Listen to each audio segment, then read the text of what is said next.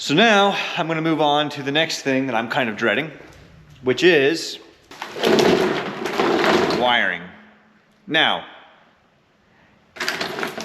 I've already pinned this harness for the 0411 swap LS computer. Common swap for the OBS guys. There is a problem though. This harness was for a 97, and I thought the 97s were gonna be exactly the same as the 98. They're not.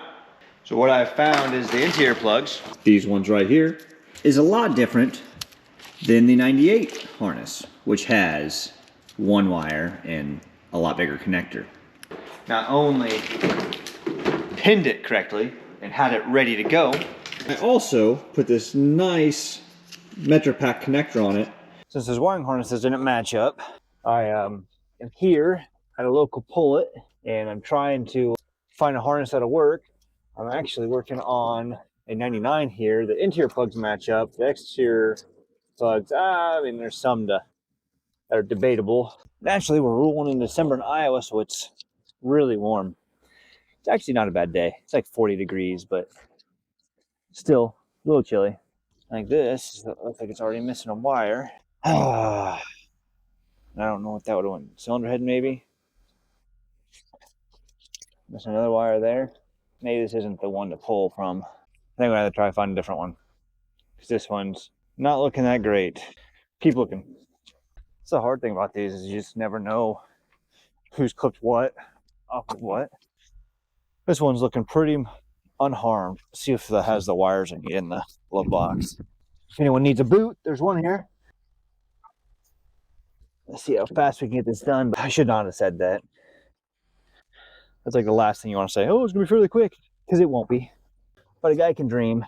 What's crazy about this thing is it's the same year as the one I'm working on, but because of mileage difference, the harness, the conduit, is so much more brittle.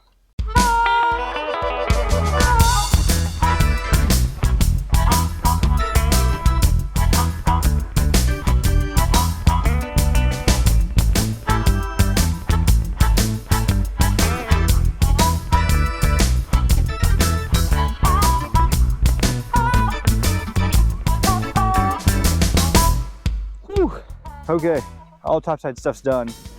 Now I gotta go see if I can find them to lift it up so I can get to the starter and the transmission. If I can get to that stuff, should have this harness out of here and ready to repin all over again. So as I've been waiting for about a half hour to have him lift this, which is no big deal, they're busy. And from where I'm at, when it's you pull it, you guys know it's cheaper that way. But anyways, while I've been sitting here, I've been thinking about how awesome places are like this. I've always loved coming to these you pull it, any type of salvage yard. Actually, I worked at one here in Iowa for about 5 years or so. I was a parts guy, sold parts, and I've always just loved it, mainly because the possibilities are endless. You never know what's gonna come in, what parts are gonna be on it, aftermarket parts, anything like that. It's really amazing in general how cool of stuff you can build with stock parts. And you can take all makes or models if you do your research and get injectors from this and brackets from this and do whatever you want. This is kind of like my giant Lego shop. You know, I'm just sorting through everything, trying to find out what I want to build. But anyways, I want to kind of show you something I had found out here. This bad boy right here. It says it's 97. I was like, I'll pull that off. I look at it. That's definitely not a 5.7 or 305. So that was kind of cool to find. The harness looks like it was decent. I almost pulled it, but that, I mean, I was tempted to LS swap mine, and that's just not gonna happen, ever. So don't even bother saying that in the comments, because I am not swapping it. Turbo 305, I don't think it gets much cooler than that. Is it really a trip to you pull it if you're not risking your life for a $50 harness? I get to do this all over again. And the crappy thing is, I probably spend just as much time depinning this as I do pinning it. The truth is, I've worked on stuff almost all my life, and I've modified a lot of vehicles, and I've made a lot of hot rods. I've done a few LS swaps. My last car was a pretty quick nitrous car, but overall force induction is pretty new to me. The reality of Project Gene is, for one, I know I can do it, and I can do it well. When I talked in the last episode, the last time I did turbocharge a vehicle was in 2005. It was a little 4-cylinder. I was 16 years old, had not a clue what I was doing. I blew up a couple motors. I mean, it was cool, but, and I got really good changing engines. I didn't do it quite the right way. With YouTube in general, there's so much knowledge to be had. I mean, I can just do things a lot better. And now I'm really excited with being able to flex fuel and all that stuff. I mean, it's gonna be cool, and I can't wait. Round 2. Actually, you know what? I'm gonna do it tomorrow. Yeah, I'm gonna do it tomorrow.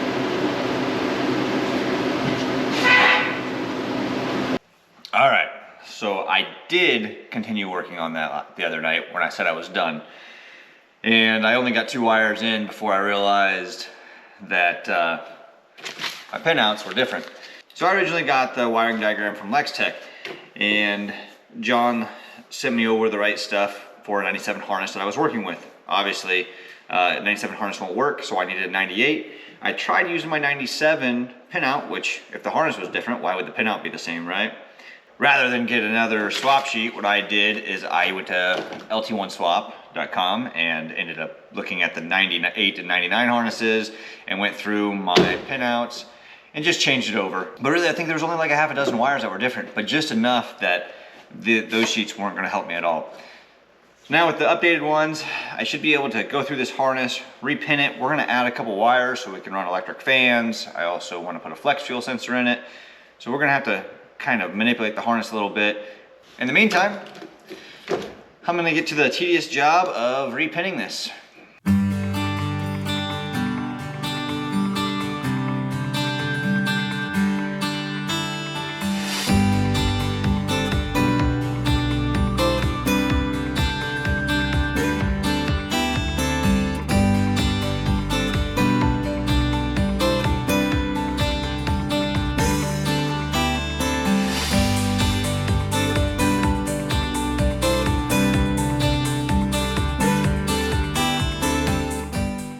So there you go, 1 down, 3 to go. Just a kind of a long and tedious project, but the nice thing is I'm gonna weed out what I don't need here and be able to make the harness just a little bit smaller and cleaner. No one likes extra plugs dangling around. This escalated quickly, like about everything that I do.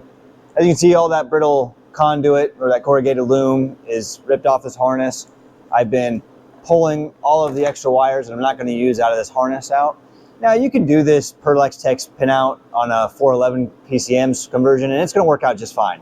There's no reason really to do this other than if you want to thin out your harness or make things take longer like me.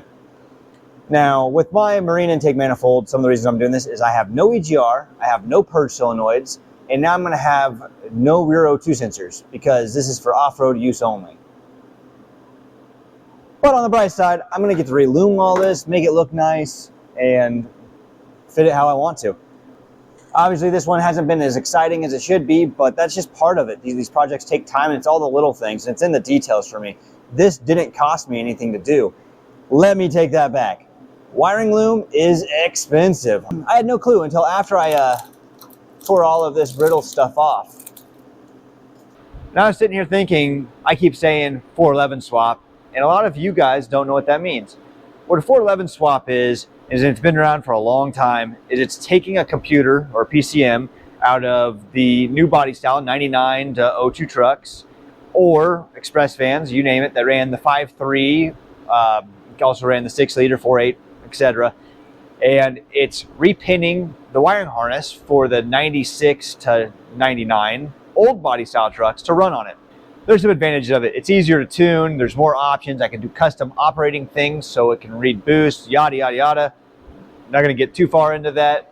It's just a better option. Now, you can just repin these PCMs and send it. You don't have to do anything fancy with the harness. You don't have to make it this big mess like I did. I just like making everything a lot more difficult because why not? Not just that, it's like 9 below with the wind chill out right now, and this doesn't seem that bad. Overall, I pretty much have it all ready to go. I'm doing one more plug, and that's this old injector plug, because we're gonna go to multi-port injection. The whole reason for doing this, use this cool Delphi 16-pin plug for it. Over here by my fuse box, I've ran my green and blue wires for my electric fan. Right here, I have a power from one of my purge solenoids, I have my ground from my EGR valve, and then I ran a white wire. That's going to be my alcohol content sensor wiring for flex fuel. But we're close. I just need to put this MetroPack connector on and then wait for my looming stuff to get here. And I should be good to go. That's pretty much all I'm going to show of this. I'm going to get it all wrapped up and literally with the new loom, get it ready to throw in. Heck yeah, final part of the wiring harness video. You know what that means? That means the wiring harness is back in and we're actually heading the right direction of getting the truck back together. We have our fuse panel in. You can still see my loose wiring here for when I go to put my fans in. This is not taped up yet because this is where my flex fuel wiring comes out of. Still haven't quite figured out what I'm going to do there. I have an idea. I think I'm going to end up having to put it on the frame rail. There's just not enough room up here to make it look super clean right off the fuel rail. I tried it every way I could and it looks hideous. Kind of like this.